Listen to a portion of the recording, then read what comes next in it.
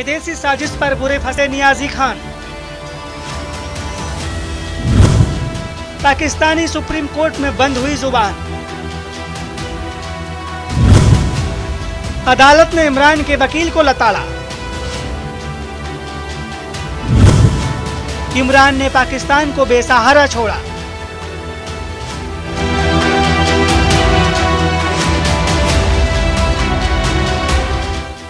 पाकिस्तान में इमरान खान की कुर्सी बहुत दिनों से डोल रही थी।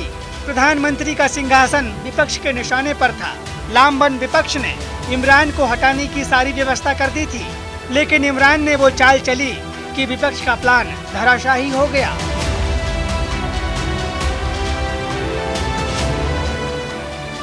डिप्टी स्पीकर के जरिए इमरान ने पाकिस्तानी नेशनल असेंबली में 3 अप्रैल को अविश्वास प्रस्ताव खारिज करवा दिया और थोड़ी ही देर में संसद भंग हो गई, जिसके साथ पाकिस्तान में सियासी संकट का आगाज हो गया।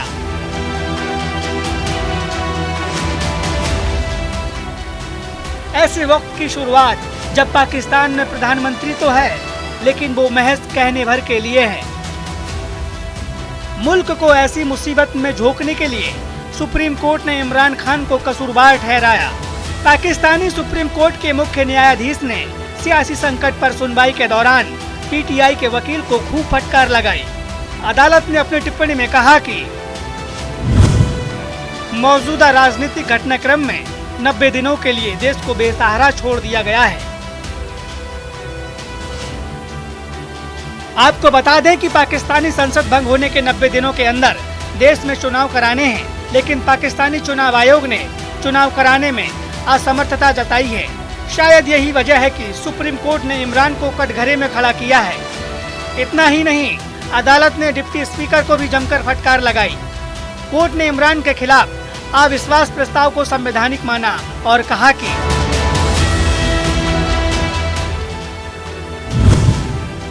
डिप्टी स्पीकर ने अपना काम ठीक से नहीं किया। अविश्वास प्रस्ताव खारिज होने का फैसला जाहिर तौर पर गलत था। स्पीकर सदन का केयर टेकर है, वो सिर्फ व्यक्तिगत संतुष्टि के लिए आसन पर नहीं बैठ सकता। वो अपनी निजी राय देकर बाकी सदस्यों से गुड बाय नहीं कह सकता। वहीं विपक्ष भी लगातार इमरान और उनकी पार्टी पर संविधान को कुचलने और संसद को ताक पर रखने का आरोप लगाता आया है। एक बार फिर पीपीपी और पीएमएलएन के वकीलों ने अविश्वास प्रस्ताव के गिरने को संसद पर, लोकतंत्र पर हमले जैसा कहा। पाकिस्तान का पहला सिविलियन डिक्टेटर होने का एजाज आज इमरान खान ने हासिल किया। ये पहला सिविलियन हुक्मरान है जिसने पाकिस्तान का आईन तोड़ा। उसको इक्तदार में आना भी जिल्लत के रास्ते से नसीब हुआ, इक्तदार से जाना उसको उससे भी ज्यादा जिल्लत के रास्ते से नसीब हुआ। जवाब में कोर्ट में अटॉर्नी जनरल ने कहा कि अविश्वास प्रस्ताव पर वोट डालना किसी सांसद का मौलिक अधिकार नहीं है।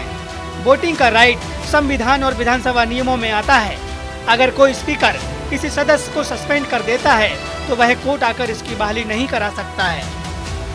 इधर डिप्टी स्पीकर और स्पीकर के वकील ने दलील दी कि संसद में अविश्वास प्रस्ताव लाने की मंजूरी मिलने का मतलब ये नहीं होता कि उसको खारिज नहीं किया जा सकता। स्पीकर के पास इसे खारिज करने का अधिकार है।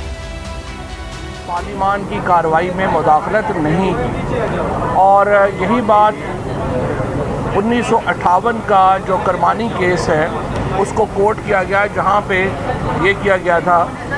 करमानी केस में ये हुआ था कि जो पार्लियामेंट में वोटर थे वो बराबर थे और 2 वोटर्स को बाकायदा फिजिकली रोक दिया गया उस वक़्त कि वो वोट कास्ट ना कर सके, और जिससे वो जो रेजोल्यूशन थी उसका नतीजा बदला गया। उसमें भी अदालत ने कहा कि हम इसमें दखलंदाजी नहीं कर सकते। फिर अगर पार्लियामेंट में जाली वोटों पड़ जाएं, इसके ऊपर भी सुप्रीम कोर्ट ने कहा कि हम इसमें मुदाखलत नहीं कर सकते। बहरहाल पाकिस्तान में गंभीर सियासी संकट बरकरार है। संसद भंग करवाने वाले इमरान खान अब अपने ही जाल में फंसते नजर आ रहे हैं। इमरान खान को पाकिस्तान के सुप्रीम कोर्ट में जवाब देना मुश्किल हो रहा है। विदेशी साजिश वाली जिस कथित चिट्ठी को रैलियों में दिखा कर इमरान खान पाकिस्तान की जनता की सहानुभूति बटोरना चाहते थे, सुप्रीम कोर्ट में अब इमरान सरकार को उसी चिट्ठी को लेकर बड़ी फजीहत झेलनी पड़ रही है। क्योंकि कोर्ट ने इमरान सरकार गिराने में विदेशी साजिश के दावों को साबित करने के लिए कहा है। साथ ही राष्ट्रीय सुरक्षा परिषद की बैठक के विवरण भी मांगे हैं। Bureau report, news India.